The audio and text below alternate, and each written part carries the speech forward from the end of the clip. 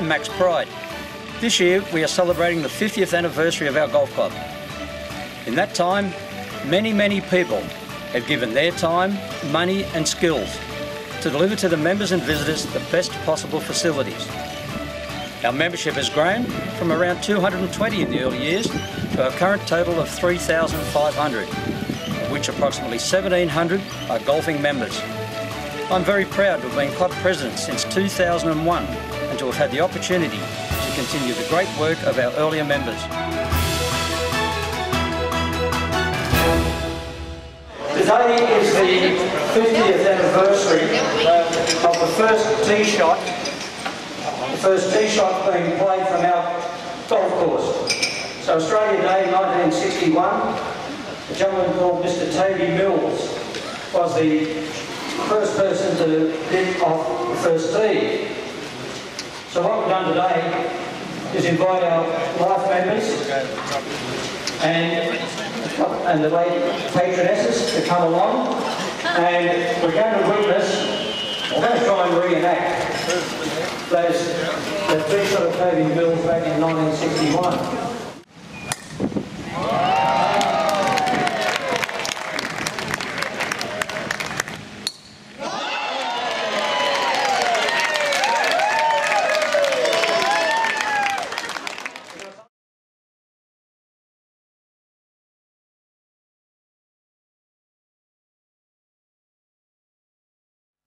The story of the Nelson Bay Golf Club dates back to 1960, when Len Randall, proprietor of the Country Club Hotel at Shoal Bay, became interested in a 5-acre parcel of Crown land at Tomaree, which would become suitable for a golf course. With the Country Club, when Len had it, they had horse riding, tennis courts and fishing. He was after something else because he was developing quite a good tourist attraction at the Country Club. And he came up with the idea, wouldn't it be good if we had a golf course, something extra for these people to go and fill in their time at Nelson's Bay and Shoal Bay area. Along with local businessmen Benjamin Norburn and Neil Carroll, Randall negotiated for a lease of land on Dowling Street. Between April and August 1960, work commenced to clear the land, to establish 9 fairways and greens, and to install water and electricity to the site. The course layout was provided by the professional at Merryweather Golf Club in Newcastle. In September of that year, the name Tomaree Golf Links was registered. On Australia Day 1961, the first ball was hit from the first tee by Toby Mills, the club surveyor. There were only 7 holes at this stage, and they were pretty rough. Well, coming to the golf club was vastly different to what it is now, obviously. The golf course itself was very sparsely grassed. If you were off the fairway, you were virtually in a bunker in those days. By 1962, the club's membership comprised 103 men and 68 women. In October of that year, the club's first committee was formed. Comprising of 11 members, president was Jack Hancock, Loftus Chalmers as club captain, and Len Randall as patron. One of its first jobs as a committee was deciding to build a more presentable clubhouse. Jack Hancock was the president. He's a tiler from Newcastle, so he arranged that, and Harry Tenton was a builder locally, and the mill on the hill was Vic Fines, and he supplied the timber, and we got it very cheap, and looked like a little church on the hill actually with the entrance. With the new clubhouse and the growing popularity of the area, it wasn't long before talk of extending the course to 18 holes began.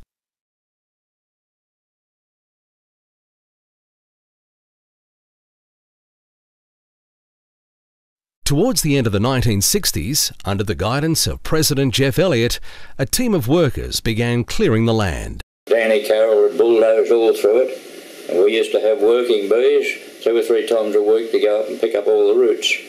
It was very rough. And we'd pile these roots in a heap and burn them or get rid of them. And that's how it gradually went on. I'd say maybe about 71 or 72 before we really played on the 18 holes.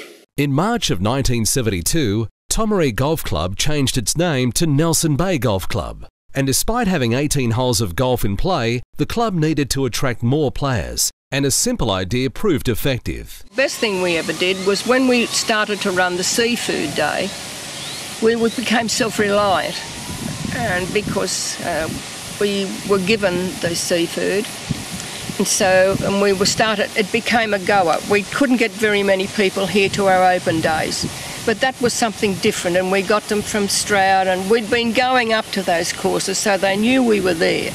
And when we started seafood days, they liked to come down for a couple of days and be here and play in seafood days. And we were giving fish and lobsters and prawns and oysters for trophies, and that was a real novelty. The popular seafood days, along with a dining room, modern bar facilities and other fundraising events, helped establish the bush course near the sea.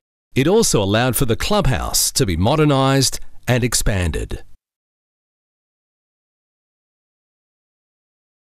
In 1979, the Friday night raffles were started by Joan and Pat Peterson, who tirelessly supported the club throughout their lives. Regular social nights proved important for the club's growth. We had trophy night with the men. It was a fun night. It was always to be a fun night. We gave our trophies out reasonably quickly, and we had a dinner, and then we'd always have this concert, which was supposed to be always pretty funny, and it was. We were very lucky. We had Joan Southern, who had a beautiful singing voice, and she always sang for us. As a new decade dawned and the clubhouse grew in strength, the money started to flow. The golf course improved greatly as lush fairways replaced the sandy base, thanks mainly to an improved watering system.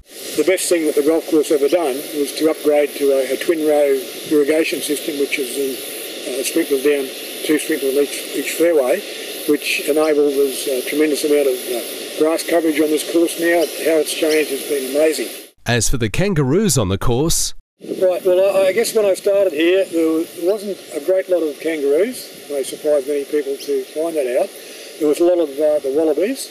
And when the kangaroos, we had a big bushfire through here probably back in the 80s, which done a lot of damage, and we lost a lot of the kangaroos through that fire. And then the kangaroos, the numbers were down to about 5 or 6, very little. And then they imported some kangaroos, and we will know what the end result is from that. Throughout the 1990s, Port Stephens experienced a population and tourism boom. To cope with the increase of traffic, Port Stephens Council reclaimed part of the golf course along its southern boundary for a future road to Fingal Bay. A decision was made by the club's board to secure its remaining land by adding a further 9 holes of golf. What we did, the board of the day had 2 feasibility studies done in respect to the finance, and here again the board was very lucky because we knew how many members or how many players we were turning away from the course. In other words, we couldn't accommodate them on the 18 holes. In 1997, work commenced on the project. The original plan was drawn up by Kevin Wellard, who was superintendent of the course at that time. We've tried to retain as much of the native habitat as we could, and where we haven't been able to, we've replanted the areas that we've had to clear. At a cost of $750,000, money to build the 9 was raised through an unsecured members' debenture scheme. We needed to protect the environment and also work with the environment. So yeah, we've spent a lot of time in that. Construction took roughly 10 months. I think was a tremendous credit to the staff. We had bigger contractors do the likes of removing heavy timber and that type of thing. Our green staff of that day did what was necessary. On April 5th, 1998, the new 9 holes were officially opened. It was also in 1998 that the club's premier golfing event for the community began, the Angel Billy Golf Classic, raising vital funds for the Westpac Rescue Helicopter Service. I remember driving up the golf club, it was 5:30 in the morning, I said, "Ronnie, what have you done?" I said, "What have you done here?" Keep going. But it all turned out good. We had Jack Gibson, Artie Beetson as guest stars that first year, and that was good. That sort of gave us a good feeling. People that came up sort of they like to see some stars, you know. So, and from then on, we just went on to bigger and bigger things. Yes. Over the next 13 years, this annual event held in November has raised more than $400,000. But why the name Angel Billy? I found out that there was a little koala that the pilots took up in the helicopter, and he was called Angel Billy. And I said, well, they take him up there as a lucky mascot. Why not name the golf tournament Angel Billy Golf? And I didn't call it a golf day because I called it a classic, because I wanted the good players to play in it, not just anybody. I wanted to be a fun day, but also a golf day.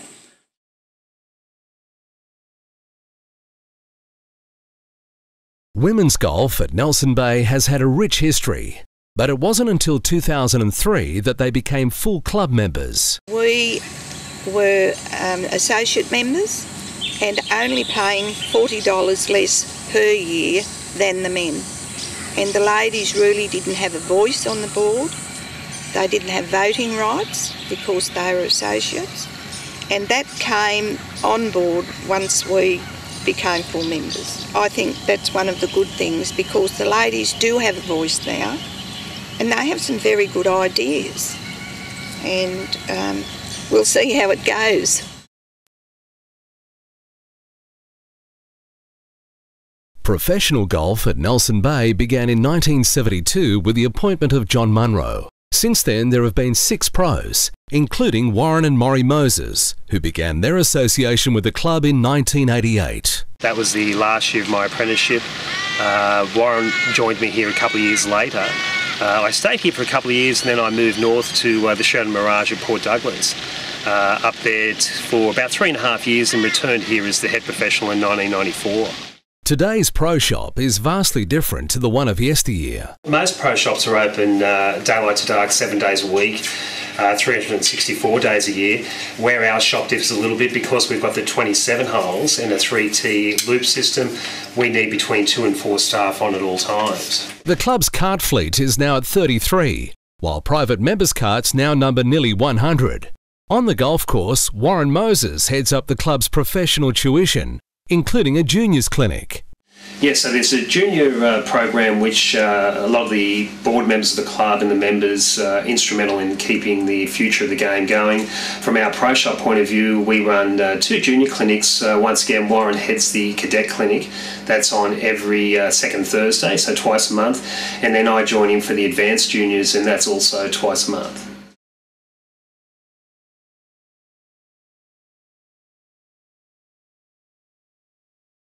In 2008, renovations at a cost of nearly $2 million gave the existing clubhouse a much-needed facelift, one that members and guests could be proud of. I'm a retired accountant, so I deal in squares.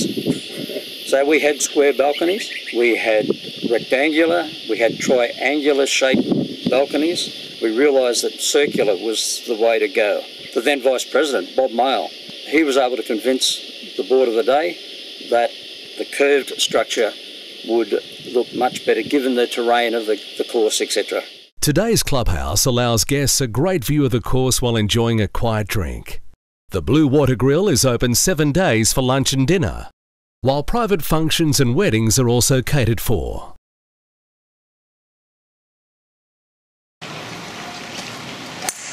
We have a good layout for a start. Fortunately, when it was designed, there's no 2 holes. You're not walking up one fairway and back alongside and back up again like a lot of golf courses because of the area they got. It's a very picturesque course. I was very, very lucky. I owe the golf course my life nearly, except for my children, of course, but beyond that, everybody needs some fulfilment. I've actually loved working here. To start at the hours we start is just beautiful, and to see the breaking of the day, it's just absolutely beautiful. I guess I could say that I've enjoyed almost every day I've been here. I really don't think that I could pick anything above any other. I just love the whole place. I really do. It enables people to play golf and be isolated from everything other than the golf course. Yes, it is a special place. Celebrating 50 years, this is Nelson Bay Golf Club.